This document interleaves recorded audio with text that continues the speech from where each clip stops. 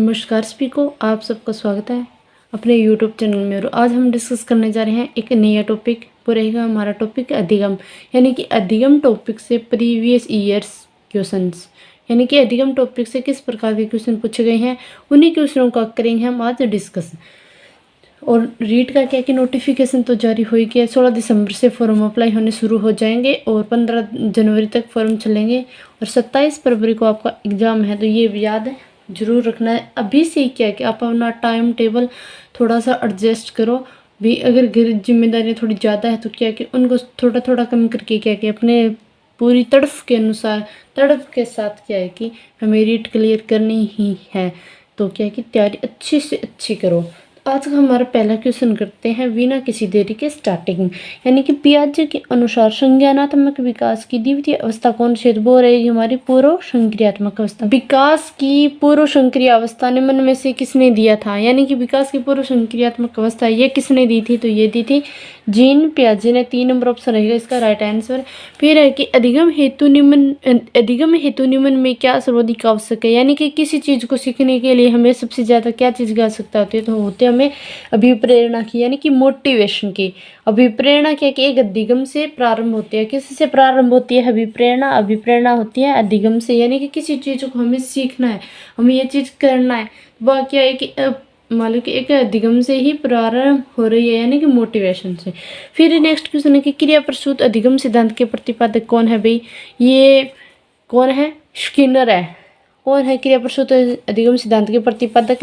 यह है स्किनर। यह यूपीटेट 2022 में भी आया, लेकिन रीट 2021 में भी यह क्वेश्चन क्या था? आया था। फिर नेक्स्ट क्वेश्चन है कि कोहलर अपने प्रयोग में यह सिद्ध करना चाहते थे कि अधिगम क्या है? समग्र परिस्थिति का प्रत्यक्षीकरण। 4 नंबर ऑप्शन क्या रहेगा इसका राइट आंसर। फिर नेक्स्ट क्वेश्चन है कि B.F. स्किनर के अनुसार बच्चों में भाषा का विकास होता है। तो बच्चों में भाषा का विकास किससे होता है? अनुकरण एवं प्रबलन के फलस्वरूप। 2 नंबर ऑप्शन क्या रहेगा इसका राइट आंसर। कोहलर निम्न में से किससे संबंधित है? तो कोहलर है वो किससे संबंधित है? वे है अधिगम के सिद्धांत से संबंधित। कोहलर वाला सिद्धांत क्या है कि मैंने इतने अच्छे मान लो कि मेरे खुद के हैंड रिटन नोट्स क्या है, मैंने क्लास लगाई है। आप उस क्लास को क्या है कि देखोगे तो आपको पता चल जाएगा कि बुक में किस प्रकार की मान लो कि थ्योरी कैसे कैसे दिया गया है और मैंने कितने शॉर्ट में ही क्या कि कोहलर के मान लो सिद्धांत को बनाया है। फिर नेक्स्ट क्वेश्चन है कि निम्न में से किसके प्रयोग में कुत्ता एक विषय था? तो वो किसके प्रयोग में था? पावलोव के प्रयोग में। फिर एक अल्बर्ट बांडुरा निम्न में से किससे संबंधित है? तो अल्बर्ट बांडुरा निम्न में से किससे संबंधित है? सामाजिक अधिगम सिद्धांत से। यानी कि यहाँ पे क्या पूछा है किससे संबंधित है? ये भी पूछ सकता है कि अल्बर्ट बांडुरा का सिद्धांत कौन सा है, तो वो पूछेगा सामाजिक अधिगम सिद्धांत बताना है आपको। या फिर ये भी पूछ सकता है कि सामाजिक अधिगम सिद्धांत के प्रतिपादक कौन है, तो वो कौन रहेंगे? हमारे अल्बर्ट बांडुरा। फिर नेक्स्ट क्वेश्चन है कि अधिगम में पठार निम्न में से किस कारण आता है? अधिगम में पठार आता है थकान के कारण। किसके कारण आता है? थकान के कारण। यानी कि अधिगम पठार स्थिरता को व्यक्त करता है। किसको व्यक्त करता है? स्थिरता को। क्योंकि कई बार ऐसे होकर ऐसे यहाँ पे क्या है पठार आ गया है, यानी कि अधिगम मतलब कि स्थिरता आ गई तो ये हो गया। फिर नेक्स्ट क्वेश्चन है कि दर्पण चित्र परीक्षण किससे मापने हेतु प्रयुक्त होता है? तो वो किसे मापने हेतु प्रयुक्त होता है? तो वो होता है अधिगम की गति को। किसे? अधिगम की गति को। यानी कि दर्पण चित्र प्रयोग प्रयास व त्रुटि सिद्धांत में प्रयोग होता है। किस सिद्धांत में प्रयोग होता है? तो वो होता है त्रुटि सिद्धांत में। यानी कि दर्पण चित्र प्रयोग और प्रयास। फिर नेक्स्ट क्वेश्चन है हमारा कि एक शिक्षक अपने विद्यार्थियों को सदैव इस रूप में मदद करता है कि वे एक विषय क्षेत्र से ज्ञान प्राप्त को दूसरे विषय क्षेत्र के ज्ञान के साथ जोड़ सके। इससे जो वृद्धि होगी वह कौन सी होगी? ज्ञान का सहज संबंध एवं अंतर्निर्णय। और देखो ये क्वेश्चन रीट 2021 में आया हुआ क्वेश्चन है और जो भी आगे भी क्वेश्चन आएगा वो मैं आपको बता दूंगी भी कौन कौन से क्वेश्चन आया था। फिर नेक्स्ट क्वेश्चन है कि सीखी गई बात को धारणा और पुनः स्मरण करने में एसपल होना चाहिए। एसपल है तो वो कौन सा रहेगा? विश्वन। निम्नलिखित में से कौन व्यवहारवादी मनोवैज्ञानिक नहीं? तो कौन से ऐसे मनोवैज्ञानिक है जो व्यवहारवादी नहीं है? J.S. Bruner, I.V. Pavlov, E.L. Thorndike और वेब स्किनर। इसका 1 नंबर ऑप्शन क्या रहेगा? Right answer. यानी कि J.S. ब्रूनर है वो क्या कि व्यवहारवादी मनोवैज्ञानिक नहीं है, वे क्या है? संज्ञानवादी व निर्मितवादी मनोवैज्ञानिक है।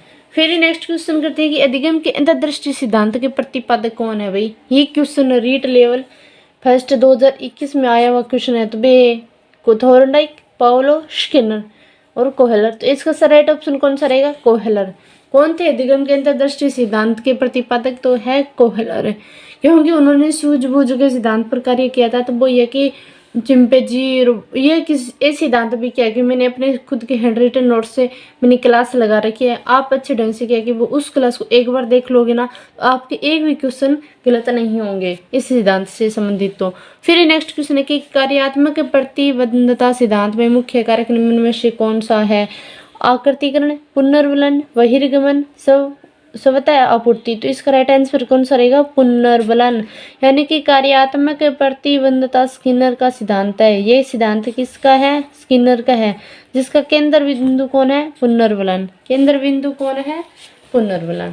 फिर नेक्स्ट क्वेश्चन है कि वह सिद्धांत जिसमें किसी समस्या के तात्कालिक समाधान को प्रमुखता दी जाती है, तो वो ऐसा कौन सा सिद्धांत है? वो होगा सूझ का सिद्धांत। यानी कि सूझ का सिद्धांत किसने दिया था? कोहलर ने दिया था। यहाँ पे किस काम में लिया गया कि मतलब कि चिंपैंजी को काम में लिया गया था। किसको लिया गया था? मनुष्य चिंपैंजी को। फिर नेक्स्ट क्वेश्चन है कि अधिगम के संबंध में कौन सा उपयुक्त नहीं है? यानी कि अधिगम के संबंध में कौन सा उपयुक्त नहीं है? तो वो नहीं है, अधिगम पर परिपक्वता का प्रभाव नहीं पड़ता, अभिप्रेरणा से अधिगम में वृद्धि होती है, समस्या समाधान अधिगम का उच्चतम स्तर है, अधिगम व्यवहारगत परिवर्तन है। तो इसका राइट आंसर कौन सा रहेगा? अधिगम पर परिपक्वता का कोई प्रभाव नहीं पड़ता है। यानी कि परिपक्वता क्या होता है? अधिगम का आधार होती है। परिपक्वता क्या है? कि अधिगम का आधार है। फिर नेक्स्ट क्वेश्चन है कि पियाजे के अधिगम के संज्ञानात्मक सिद्धांत के अनुसार वह प्रक्रिया जिसके द्वारा संज्ञानात्मक संरचना को संशोधित किया जाता है, तो वो क्या कहलाते हैं? समायोजन। क्या कहलाएगी? समायोजन। यानी कि समायोजन क्या होता है? स्थायीकरण। स्थानीकरण क्या होता है? संज्ञानात्मक संरचना को संशोधित करने की प्रक्रिया, नई योजना बनाना या पुरानी योजना को संशोधित करना, तय विचारों को समायोजित करने के लिए विद्यमान स्कीमा में परिवर्तन। यानी कि पहले से हमारे माइंड में कोई और चीज़ सेट है कि हमें ये चीज़ को इस तरह से करना है, लेकिन फिर किसी ने थोड़ा सा आइडिया दिया, उस ज्ञान को भी हमने भी उसमें मतलब ऐड कर लिया, और पहले वाला भी, दोनों को क्या कि एक साथ करके भी दूसरे की राय भी ले ली और खुद का भी विचार हो गया। इन दोनों विचारों को मिलाकर हमें क्या है, कोई कार्य कर रहे हैं, तो वो ही क्या है? समायोजन है। पावलोव के प्रयोग में UCS है, घंटी है, भोजन है, लार है या कुत्ता है। तो इसमें क्या रहेगा? भोजन है। क्या है? भोजन है। यानी कि UCS क्या है कि अनुबंधित या मूल उद्दीपक को कहा जाता है। यानी कि पावलोव के प्रयोग में UCS जैसे, यानी कि पावलोव ने एक भूखे मतलब कि कुत्ते को रखा और उसमें मतलब कि घंटी लगा दी और भोजन दे दिया। इस प्रकार का क्या है कि इसका सिद्धांत है। उन्होंने क्या किया, थोड़ा सा मान लो कि मूल उद्दीपक के रूप में अगर घंटी एक बार तो मान लो कि वो घंटी बजा के उस कुत्ते को भोजन देता है, 2 बार देता है, फिर ऐसे ऐसे प्रतिक्रिया चलती रहती है। लेकिन अंत में एक ऐसी सिचुएशन आ जाती है कि उस घंटे को सिर्फ ओनली वो या तो फिर भोजन ही रखता है, तो वो अपने आप बाहर आ जाता है, या थोड़ी सी घंटी बजाते ही क्या कि वो अपनी लार टपकाने लग जाता है। तो निम्नलिखित में से कौन सा नियम थॉर्नडाइक द्वारा नहीं दिया गया है? तो अभ्यास का नियम दिया गया है, तैयारी का नियम दिया गया है, प्रभाव का भी नियम दिया गया है। ये तीनों क्या है कि मतलब थॉर्नडाइक के नियम है, लेकिन प्रतिक्रिया का नियम है ये क्या कि थॉर्नडाइक द्वारा नहीं दिया गया। ये क्वेश्चन कब आया था? रीट लेवल फर्स्ट 2021 में आया हुआ क्वेश्चन है। फिर नेक्स्ट क्वेश्चन है कि प्राचीन अनुबंधन खोजा गया था। प्राचीन अनुबंधन किसके द्वारा खोजा गया था? स्किनर के द्वारा, थॉर्नडाइक के द्वारा, हल के द्वारा या पावलोव के द्वारा? तो किसके द्वारा खोजा गया था? पावलोव के द्वारा। ये भी क्वेश्चन क्या है कि रीट लेवल फर्स्ट 2021 में आया हुआ क्वेश्चन है। फिर नेक्स्ट क्वेश्चन है कि जीन पियाजे के अनुसार संज्ञानात्मक विकास की अंतिम अवस्था कौन सी है? जीन पियाजे के अनुसार पूछे। मैंने पहले बोला कि पियाजे से क्या है कि एक क्वेश्चन अवश्य ही आता है। तो ये क्वेश्चन क्या है कि 2000 रीट लेवल फर्स्ट में आया हुआ क्वेश्चन है। तो वो कौन सी अवस्था होगी? अमूर्त संक्रियात्मक अवस्था, यानी कि किशोरावस्था। कौन सी होगी? अमूर्त संक्रियात्मक अवस्था, यानी कि किशोरावस्था। किशोरावस्था में क्या है कि बच्चे में अमूर्त चिंतन प्रक्रिया प्रारंभ हो जाती है। अमूर्त देखते ही आपको क्या याद है? अपने के दिमाग में अपने आप आ जाना चाहिए कि अमूर्त है, तो वो कौन सी अवस्था होगी? मतलब कि किशोरावस्था होगी। तो इसका राइट आंसर कौन सा रहेगा? अमूर्त संक्रियात्मक अवस्था। 2 नंबर राइट रहेगा इसका ऑप्शन। फिर नेक्स्ट क्वेश्चन है कि एल्बर्ट बांडुरा द्वारा प्रस्तावित अधिगम का सिद्धांत है, तो वो कौन सा होगा? सामाजिक अधिगम सिद्धांत। 3 नंबर रहेगा, यानी कि सामाजिक अधिगम सिद्धांत है। 4 नंबर ऑप्शन राइट रहेगा इसका। लेकिन जब मैंने 2021 में एक पेपर एग्जाम दिया था ना, तो ये क्वेश्चन मेरा गलत हुआ था। मैंने गलती से क्या कि वो मैं बाद में बताऊंगी कि आपको पेपर हल कैसे करना है। जब आपका एग्जाम हुआ ना, तो उससे 5-7 दिन पहले उसमें क्या कि मैंने जो ये हल तो यहाँ पे कर लिया था, लेकिन ऑप्शन जब गोला ऐसे भरा ना, तो वो मैंने गलत भर दिया था, फर्स्ट नंबर भर दिया था। इसी वजह से वो भी मैं आपको बता दूंगी कि पेपर को हल कैसे करना है और पेपर के कॉलम कैसे भरने हैं। फिर नेक्स्ट क्वेश्चन है कि पारितोषिक तथा दंड के माध्यम से सीखना अधिगम के किस सिद्धांत से संबंधित है? सामाजिक सिद्धांत, सामाजिक सीखना, क्रिया प्रसूत अनुबंधन, शास्त्रीय अनुबंधन, संज्ञानात्मक सिद्धांत। इसका राइट आंसर रहेगा 2 नंबर, यानी कि क्रिया प्रसूत अनुबंधन सिद्धांत। कौन सा रहेगा? क्रिया प्रसूत अनुबंधन सिद्धांत। फिर ये नेक्स्ट क्वेश्चन है कि एल्बर्ट बांडुरा के अनुसार निरीक्षणात्मक अधिगम हेतु 4 परिस्थितियां आवश्यक हैं। इन परिस्थितियों का सही क्रम कौन सा है? इन परिस्थितियों का हमें क्रम देखना है। सबसे पहले अनुप्रयोग, अनुप्रेरणा, अवधान, धारणा, पुनरुत्पादन, अवधारणा, अनुप्रेरणा, धारणा, पुनरुत्पादन। फिर राइट ऑप्शन रहेगा हमारा 3 नंबर, यानी कि सबसे पहले रहेगी अवधान यानी कि ध्यान, फिर धारणा, फिर पुनरुत्पादन, फिर अंत में क्या रहेगा? अनुप्रेरणा। तो 3 नंबर ऑप्शन क्या रहेगा इसका राइट आंसर। फिर नेक्स्ट है कि निम्नलिखित में से कौन सा सिद्धांत परिणामों द्वारा सीखने से संबंधित है? ये क्वेश्चन भी क्या है कि रीट लेवल फर्स्ट 2021 में आया हुआ क्वेश्चन है। इसका राइट आंसर कौन सा रहेगा? यानी कि क्रिया प्रसूत अनुबंधन सिद्धांत, यानी कि पहले परिणाम आ जाते हैं, उनके द्वारा भी क्या हम सीख सकते हैं। तो ये किसका सिद्धांत है? कि क्रिया प्रसूत अनुबंधन का सिद्धांत है। 1 नंबर ऑप्शन है इसका राइट आंसर। क्रिया प्रसूत अनुबंधन सिद्धांत या प्रभाव या परिणाम के नियम से संबंधित है। अगर आपको मान लो इनकी हैंड रिटन नोट्स चाहिए ना, तो जैसे आप 70 दिन आपके पास है ना, तो मैं ये सोचूंगी भी 70 दिन मेरे पास भी है सिर्फ ओनली एग्जाम के। तो ये सिद्धांत है जो मोस्ट इम्पोर्टेंट सिद्धांत है। इनसे कैसे क्वेश्चन पूछे जाते हैं, पूरे के पूरे कंप्लीट सिद्धांत क्या है कि मेरे खुद के हैंड रिटन नोट्स है, वो आज से हम हर रोज नाइट को क्या है कि 9 बजे और 10 बजे अपनी लाइव क्लासें लगा लेंगे। और आपको क्या है कि मेरी खुद की हैंड रिटन नोट्स है वो मैं आपको प्रोवाइड करवा दूंगी। साथ में क्या कि आपको मैं प्रीवियस ईयर क्वेश्चंस करवा दूंगी, हिंदी और साइको के वाले ऑल सब्जेक्ट के मैं क्या कि आपको प्रीवियस ईयर क्वेश्चंस करवा दूंगी। और हिंदी और साइकोलॉजी के जो मोस्ट इंपॉर्टेंट टॉपिक्स है उनके क्या कि हैंड रिटन नोट्स मैं आपको प्रोवाइड जरूर करवाऊँ। जब हम वर्तमान स्कीमा का प्रयोग बाह्य जगत के विश्लेषण हेतु करते हैं, तब उसे कहा जाता है आत्म सात्मीकरण, संबंध, अनुकूलन या संतुलन। इसका राइट ऑप्शन रहेगा 1 नंबर, यानी कि आत्म सात्मीकरण। फिर इसकी थोड़ी सी व्याख्या भी कर लेते हैं हम कि समावेशीकरण, आत्मीकरण या सम्मिलन किसे कहते हैं। यानी कि पूर्व ज्ञान में नवीन ज्ञान व विचार जोड़ना ही क्या कहलाता है? आत्मीकरण, आत्मीकरण या सम्मिलन ये कहलाता है। यह इनका तात्पर्य यह है कि मान लो कि इसमें बच्चा क्या कि पहले कोई भी अगर उस बालक के सामने समस्या आई, तो पहले तो क्या कि अपने घर में जो चीज़ सीखी हुई है, देखी हुई है, उनका प्रयोग करेगा। फिर लेकिन दूसरों लोगों को समझाने के लिए क्या है कि थोड़ी सी भी अपने विचार प्रकट करेगा। जैसे कि क्या है कि एक माँ छोटी बच्ची है, कहीं पे जा रही है, उसने 1-2 बार घोड़े को देखा है, लेकिन जैसे ही वो क्या है कि कहीं घूमने गई या कहीं पे गई, उसने ऊँट को भी वहाँ देख लिया। तो ऊँट को देखते ही क्या कि वो कहेगी वो देखो कुब्बड़ वाला घोड़ा। ऐसे क्या है कि उसको अपने पूर्व ज्ञान के आधार पर क्या है कि नई चीज़ों को क्या है कि नए विचारों को क्या है कि एक साथ उन्होंने मिला लिया। लेकिन उस बच्ची को अभी तक इस चीज़ का भी थोड़ा सा ज्ञान नहीं है कि ये घोड़ा नहीं ऊँट है, लेकिन वे ऊँट को ही क्या है घोड़ा बोल रही है। फिर नेक्स्ट ये क्वेश्चन क्या है कि रीट लेवल फर्स्ट 2021 में आया है कि समावेशीकरण क्या है, आत्मीकरण क्या है और सम्मिलन क्या है।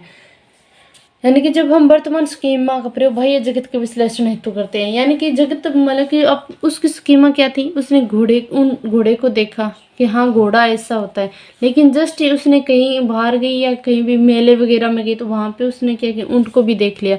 तो उसने क्या कि घोड़े को संबंध किससे जोड़ दिया? ऊँट से जोड़ दिया। फिर नेक्स्ट क्वेश्चन है कि वाइगोत्स्की के अनुसार बालक सीखते हैं अनुकरण से, वयस्कों और समवयस्कों के साथ परस्पर क्रिया से, जो पुनर्वलन प्रदान किया जाता है, या परिपक्व होने से है। तो इसका राइट ऑप्शन रहेगा 2 नंबर, यानी कि अपने वयस्कों और समवयस्कों के साथ। ये लेवी-गोत्स्की वाला टॉपिक है, ये मैंने करवा रखा है अभी, आप देख सकते हो अपने हैंड रिटन नोट्स क्लास से डाली हुई है। और भी क्लासेस क्या है कि मैं आपको ज़रूर प्रोवाइड करा दूँ। मैं ये नहीं मानती कि आपका एग्ज़ाम होगा, सिर्फ मैं ये रात से मुझे इतनी तड़फ है कि बच्चों को जितना हो सके उतनी अच्छी अच्छी चीज़ें प्रोवाइड करवाऊँ। इसीलिए क्या कि मैं थोड़ी सी जल्दी जल्दी क्लासेस लगाऊंगी आपकी। और आपको क्या है कि शिक्षा मनोविज्ञान और जो मतलब 75 नंबर की जो शिक्षण विधि आती है ना, उनमें से आपको एक क्वेश्चन में गलत नहीं होने दूंगी। और आपका कि एग्जाम नहीं होगा, मैं खुद का एग्जाम मान कर ही क्या मैं तैयारी करवाऊंगी आपको। फिर नेक्स्ट क्वेश्चन है कि सीखने का क्लासिकल कंडीशनिंग सिद्धांत प्रतिपादित किया था, किसने किया था ये सिद्धांत? ये किया था पावलोव ने। किसने किया था? पावलोव ने। इनमें से कौन सा कारक सीखने को नकारात्मक रूप से प्रभावित करता है? परिपक्वता की कमी, सूचनात्मक पुनर्वलन, विषय वस्तु की सार्थकता, शिक्षक की उपयुक्त संप्रेषण योग्यता। इसका राइट ऑप्शन कौन सा रहेगा? 1 नंबर, यानी कि परिपक्वता की कमी। वो क्या है कि किसी भी चीज को सीखने को नकारात्मक रूप से क्या है प्रभावित करते हैं। फिर नेक्स्ट क्वेश्चन है कि ब्रूनर के संज्ञानात्मक विकास सिद्धांत के अनुसार कौन सी विचार करने की विधि किशोरावस्था से संबंधित है? तो वो कौन सी होगी? संक्रिया विधि, संक्रियता विधि, दृश्य प्रतिमा विधि, दृश्य विधि या सांकेतिक विधि। तो इसका राइट ऑप्शन कौन सा रहेगा? सांकेतिक विधि। ब्रूनर के संज्ञानात्मक सिद्धांत की भी हमने क्लास लगा रखी है, मेरी खुद की हैंड रिटन नोट से आप देख सकते हो उस क्लास को।